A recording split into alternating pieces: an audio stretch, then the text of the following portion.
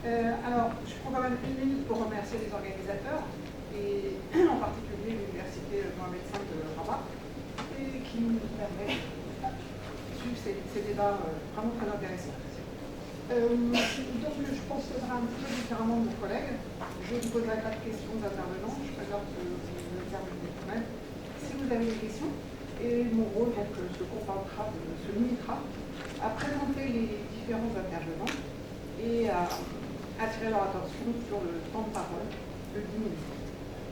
Voilà, donc le premier intervenant, c'est un avocat qui vient de Belgique, M.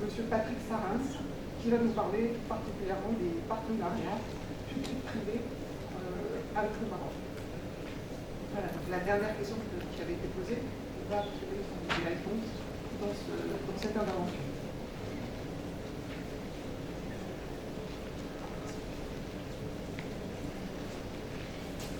Merci beaucoup, Madame la Présidente. Mesdames et Messieurs, Monsieur le citoyen, chers collègues, merci d'avoir accepté de prendre mon intervention. Merci à l'Université de Rabat, je cours à l'Université de Oujda pendant 20 ans, évidemment à Bruxelles également. Et donc, j'ai la faiblesse de croire que j'ai un quart de Marocain en moi. Alors, est-ce que c'est le bon quart? Ça, c'est vous qui le direz à la fin de cet exposé. Ne vous en fouillez pas trop vite, parce que le titre n'est guère réjouissant. Partenariat public-privé, ça n'est pas extraordinairement sexy.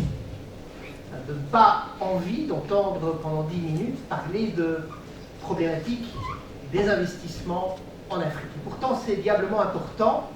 Et j'attire votre attention sur le fait que un des premiers intervenants ce matin a dit quelque chose qui est assez vrai, une métaphore, mais qui, pour les investisseurs, a longtemps représenté l'essentiel de leurs intérêts.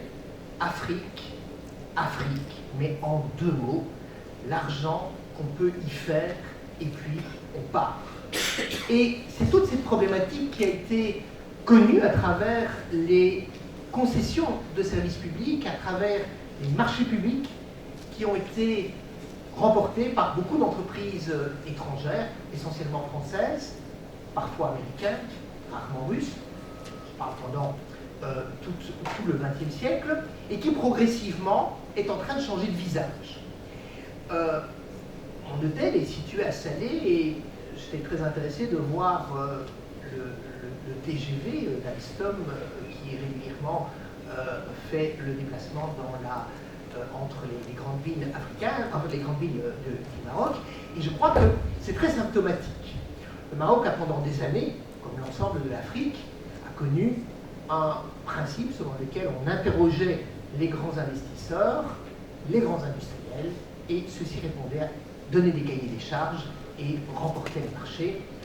Ceux d'entre vous qui sont des africanistes subsahariens le savent bien, que ce soit le Gabon, qu'on appelle l'État Total Elf, que ce soit Abidjan, la Côte d'Ivoire, etc.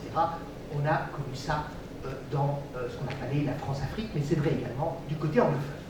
Et puis, ici, au XXIe siècle, au début de cette nouvelle ère, l'Afrique a changé de visage, et en particulier, je dois dire, je le dis dans mon papier, la manière dont le Maroc a pris un petit peu les choses en main à travers les nouvelles lois sur les marchés publics, les lois sur le partenariat public-privé, en disant, mais finalement, on va travailler d'égal à égal, on va équilibrer les échanges, clauses contractuelles, avantageuses et désavantageuses à l'égard des investisseurs. Et cela, c'est à travers deux éléments qu'on peut le rencontrer. D'abord parce que la législation est devenue beaucoup plus tatillonne ici, mais aussi au Sénégal, mais aussi au Nigeria. On a laissé, je dirais, passer la période coloniale pour rentrer véritablement dans une collaboration d'égal à égal, premier point. Et deuxième point, évidemment, et on l'a vu, c'est un petit peu tout l'objet du colloque, on a de nouveaux intervenants, principalement la Chine, dans une moindre mesure la Russie. Un collègue nous a parlé tout à l'heure, je crois, c'était mon collègue togolais de la Turquie.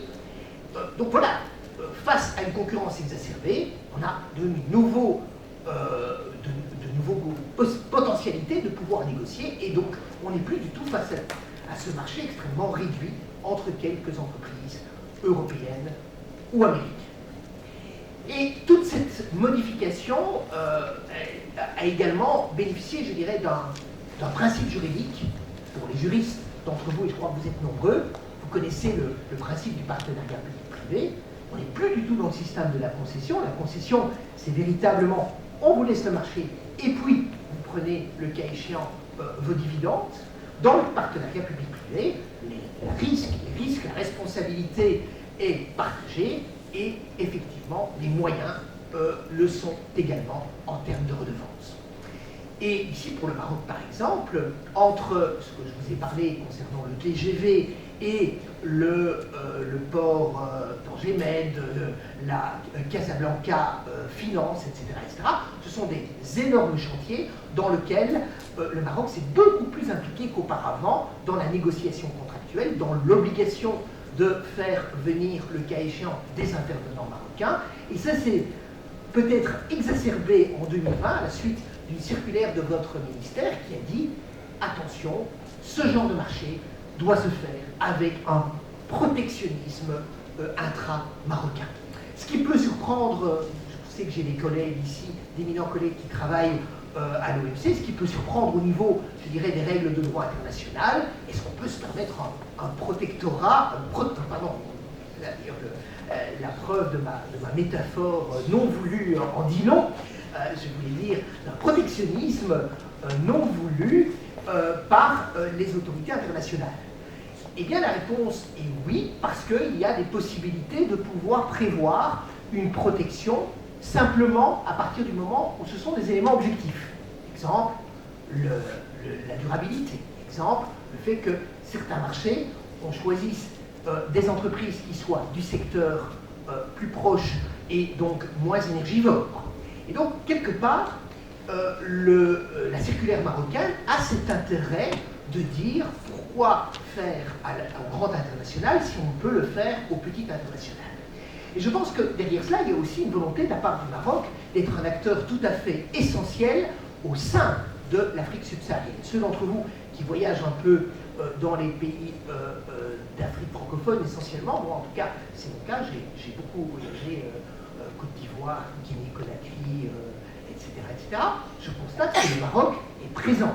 À Abidjan, quand vous rentrez dans le centre d'Abidjan, vous voyez un énorme panneau d'une joint venture avec le Maroc. Lorsque vous vous trouvez dans les aéroports de beaucoup de pays africains, vous voyez la rame qui est tout à fait incontournable, alors qu'avant vous aviez juste Air France et Brussels Airlines. Donc ce sont tous des éléments qui prouvent que des États qui avant étaient demandeurs sont désormais des États qui sont négociants, qui sont dans la co-contractualité. Et mon papier avait essentiellement pour objectif de dire qu'il y a une nouvelle vision de l'investissement en Afrique, non plus dans un rapport nord-sud, mais dans un rapport sud-sud, ou, le cas échéant, dans un rapport triangulaire, et la question est vraiment tout à fait intéressante, c'est-à-dire que vous pouvez avoir des joint ventures avec 3, 4 intervenants qui ne viennent pas forcément du même continent. Alors, tout ça pour... je sais que j'ai très peu de temps, donc je vais simplement vous indiquer, à mon sens, vers où on va. À mon sens, il y a deux éléments qui vont entrer en ligne de compte. La première, c'est évidemment la question du financement. Vous avez toujours les organes internationaux que sont le Fonds monétaire international et la Banque mondiale qui mettent des clous, je dirais, dans les marchés publics, dans les concessions et dans le partenariat public-privé, qui fait que ce n'est pas toujours évident de pouvoir sortir de ce carcan si on veut financer les grands projets. Ça, c'est le premier risque du partenariat public-privé si vous ne parvenez pas à l'autofinancier, premier point. Le deuxième point, c'est évidemment la problématique politique. L'un d'entre vous, je ne sais pas, je ne me souviens plus exactement dans quel ordre, mais en tout cas, on l'a dit aisément, l'exemple de la Chine est tout à fait interpellant par rapport à ça. La Chine qui ne donne aucune clause politique pour pouvoir négocier dans n'importe quel pays et qui donc dit simplement je vous avance des fonds et puis, ben là, c'était, je crois, monsieur le doyen, le risque est grand, on parlait de Djibouti, etc. À un certain moment, ces États tombent en faillite, parce que, en tout cas virtuellement en faillite, parce qu'ils ne sont plus capables de rembourser.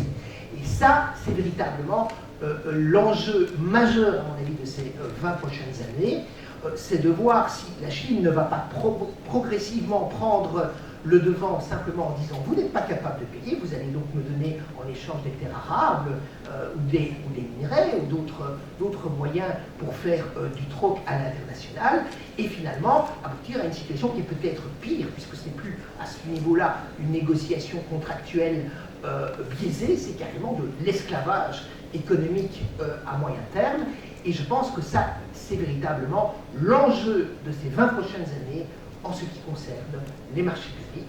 Et donc, je suis extrêmement heureux de voir que le Maroc est à la pointe de la réflexion sur ce type de législation et j'espère que d'autres pays le feront aussi. Et pour terminer, et en termes de conclusion, je suis un turiféraire, à tort ou à raison, je le disais tout à l'heure à un collègue, je suis un turiféraire de la possibilité pour le Maroc d'intégrer l'OHADA.